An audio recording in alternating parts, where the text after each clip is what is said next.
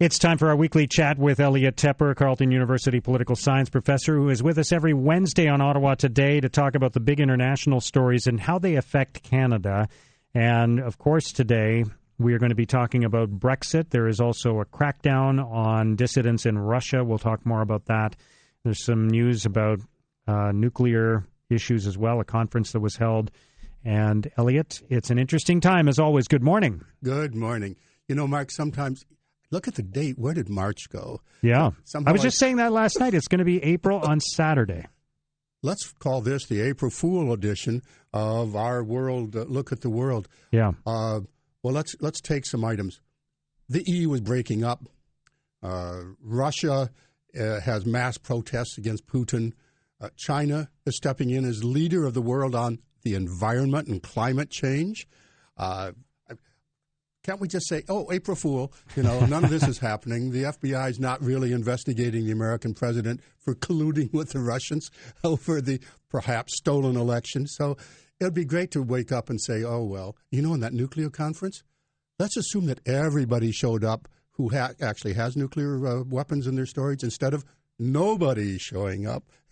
So it would be great if this was April Fool's, but hey, we've got reality, and look at Brexit. Yeah, let's start with that. It's underway now. It's official. It's beginning. The process is beginning. It's going to take a couple of years. It might take, according to one commentator who we spoke to earlier, tens of thousands of public servants in the United Kingdom to sort this out. So it's not easy. It's very complicated, but it is a change in direction, and it's into uncharted territory now. We are into a world in transition, and if that's really the motif of the day is, you know, the future isn't what it used to be. Clearly, the building blocks of the order we're used to are changing rapidly, and it's not at all clear toward what. So we can take a look at key elements of all this. Yes, the European project basically is over as of today. The European project meaning the uniting of Europe, so it goes from being the cockpit of war to the bastion of peace and prosperity and promotion of European democratic and liberal values around the world. I listened to Theresa May's speech. It was very stirring. She touched on a lot of the key points in all this. It's interesting also, she had just a hint of a threat tossed in. So what she said that I found very interesting indeed was, we are removing ourselves from European institutions, but we are not removing ourselves from Europe. We are European. And she emphasized that repeatedly. So you might say that this is a plea for a soft Brexit, not a hard Brexit. She also said, we're also going to hold, this is, I think, an underestimated element of all this. We're also going to hold the UK together. The powers that are going to be coming back to us are now going to go down to the devolved units within the United Kingdom. So this is it hasn't picked up enough, but this is, I think, a real plea to say, look, just because we're breaking up Europe, it doesn't mean, you know, we have to break up. Because as you know, Scotland has now announced officially by 69 to 59 vote in the Scottish devolved Parliament to go for another referendum, which, by the way, requires the Parliament in London to approve it. Yeah. And among other things, Theresa May has said, we're not going to approve that, which would put them into a double conundrum, breaking up with Europe and saying no to Scotland at the same time. Scotland, as you know, voted overwhelmingly to stay during the last campaign and the referendum. They want to stay with Europe, and they're very, very keen to stay in Europe. So a lot going on. The talk also said something interesting in terms of future cooperation with Europe. We're going to cooperate with you in every way, including on security and defense, assuming you treat us well. So it's a veiled threat in there that the cooperation which everybody absolutely needs. Remember, we just talked about the London attack a week ago. All of that is really on the table. She also said something that Europe will probably reject. We'll talk about Europe's reaction. She also said, we're going to do it all at once. We're going to break up, and we're going to renegotiate simultaneously. Right. So this is, to use the divorce analogy, this is a little bit like we're not going to be married anymore, but we're still going to be friends, right? That's the tone that they're trying to take. And more than that, we're going to negotiate the terms of the friendship simultaneously with the divorce. Right. And Britain has also said all along, the EU has said all along, you want out? We're sorry to see you go, but when you go, and later we'll talk about the details. let's talk about the EU response. The EU response, there's multiple responses, but the key one, I think, was, it turns out Malta is currently the chair of the EU, said, we will negotiate something that is fair with Britain, but it's not going to be better than what they had by being inside. So if you want to leave, okay, we'll work it out with you, assuming you can get all the civil servants required within the 2 years and so forth. But you're not going to get a better deal than staying in. You want what we have, stay with us. If you don't want to stay with us, you're not going to have what we have, but we'll still try to find a way to get along. Which makes sense, because if it's easy to escape the European Union, and if you can still get all the things that go with being a member of the European Union without being a member, then why would you be a member? It would just lead to all the other countries leaving as well. You're going to lose the 4 freedoms, freedom of movement of people, ideas, goods, and services. So you're not going to have that. But we can talk about some kind of an economic arrangement. A lot of detail to follow. So the EU pushback, I thought, was very interesting. The Scottish immediate reaction, I think, is also interesting. We've talked briefly about that. I think a lot depends on the price of North Sea oil at the time of a possible referendum. It's going to be hard to say no to a referendum if Scotland overwhelmingly demands it, at the same time as saying, well, we're holding the UK together and we're also negotiating amicably. That's a lot on the political plate of any leader. Theresa May would have an awful difficult times handling both of those crises. And then there's the Irish question. In her talk, she said, there's not going to be a thick border, the free movement of people across that border. Well, that's not at all certain. So we'll have to see if the reopening of the Irish question in more than one way is part of the byproducts of the Brexit. But we are into Brexit, and Brexit means Brexit, if I can quote the Prime Minister, and they're launched.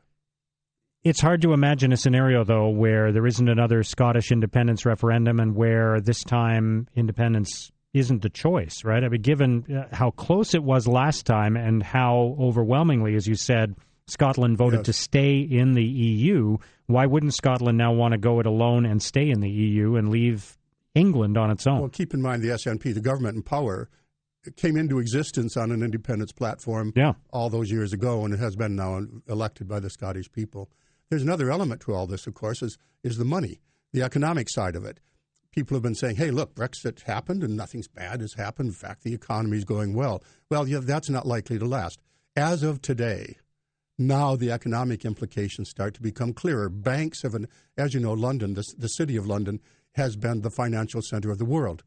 And now thousands, we hear this morning on the news, thousands of people in the various branches of the financial sector are going to be moved out of England altogether. They're going to Paris, as we talked about a long time ago, within minutes almost of the Brexit vote, said, hey, everybody, come on over here. The Chamber of Commerce was very heads up, and there's a lot of competition for that business. And now, indeed, there are clear indications. It's not a threat anymore because the vote is over.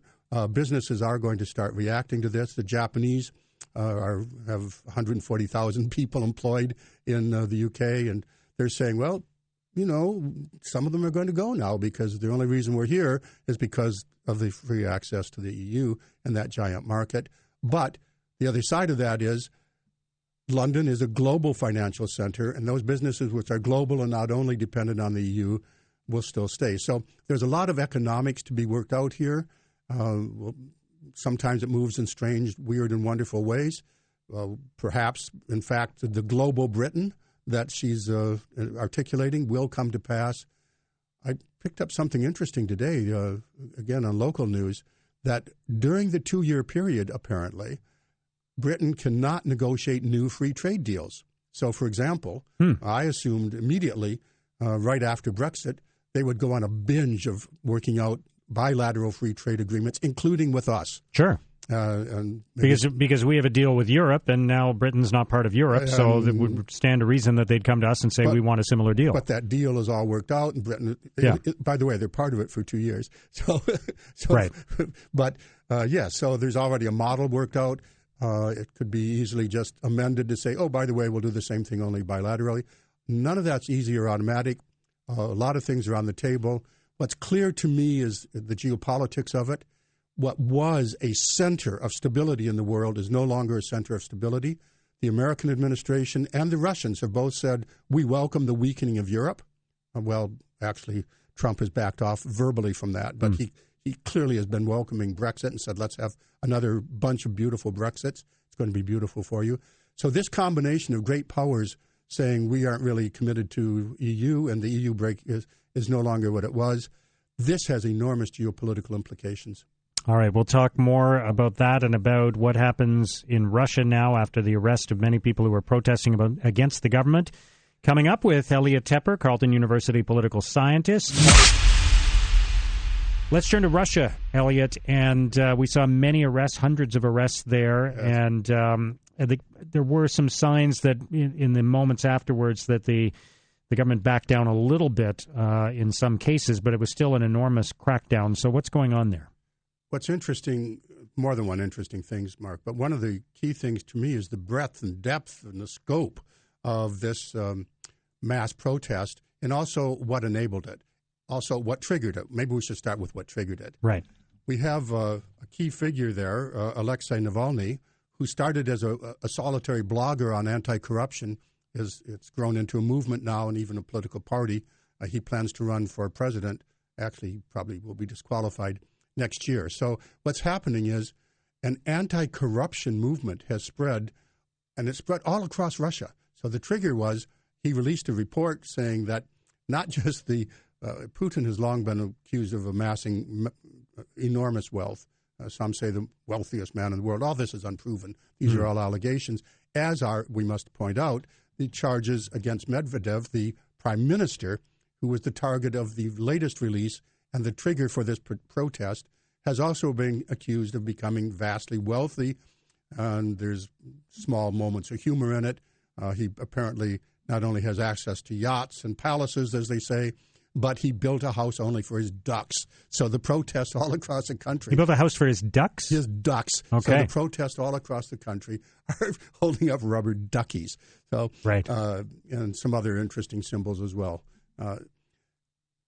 What's interesting is that it is all across the country. Apparently, at least 82 cities coast to coast. That is, it isn't just in Moscow. It's also from St. Petersburg in the west and Vladivostok in the east. But the heartland of the country has had massive protests, and these are areas where Putin is enormously popular, where he carries regularly huge majorities when elections are held. So the scope, I think, is interesting. Also interesting is that this is another web-enabled protest. The official media in Russia is tightly under the control of the government, and yet somehow mass protests have broken out. How did that happen? Well, it was through the web, the internet, social media, and a lot of youth. It's been pointed out in the press, a lot of the people in the streets have known nobody except Putin as leader ever. They have no memory of the chaos that Putin said he's going to make Russia great again because he's saving it from the chaos of the Yeltsin years and so forth. It means nothing to them. Remember, there were term limits when he first came to power, right? Remember that? And then he actually went on the sidelines for a while and technically was prime minister, let somebody else be president. He and Medvedev have who's a placeholder, a partner, a junior partner in all of this, and therefore in the sharing of the wealth, that's what this protest is about. Allegedly. Yeah. I mean, but enough people believed it in Russia so that we're talking about it today. Mass protests. Yes, he's what's coming up now, and that's part of the reason for the crackdown you're talking about. These are unauthorized. That is, they didn't have permission for this, therefore they're illegal. Therefore, the police can move against them, and they can arrest the leader for 15 days on administrative charges. But next year, 2018, is the next election for the presidency, and if he so chooses, Putin can stay in power till 2029 or something, president for life. So because of some changes that he's arranged. So that's what this is about. It's about a struggle for power. It's a revolt of the youth. It's the use of web and a mass revolt against the idea of corruption and the lack of accountability in Russia. All right. Before we run out of time, there's still lots of other stuff to talk about. We may not get to it all, but Donald Trump, of course, has failed with his health care bill. Yes.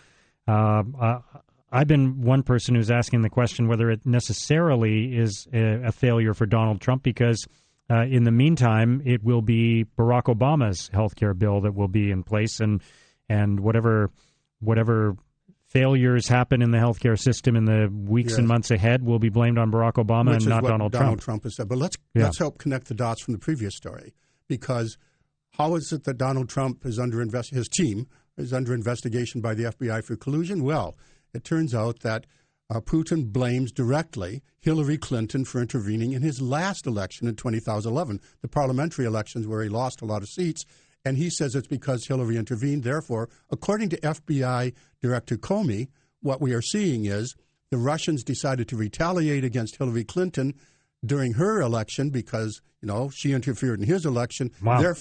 Therefore, this is his testimony. Yeah. Therefore, I'm paraphrasing, but therefore he has favored Trump, and therefore the collusion charges that we now see, which could ultimately come to nothing, or could come to the impeachment of the president. So, or treasonous charges against somebody's team, or the loss of some cabinet members, or who knows what.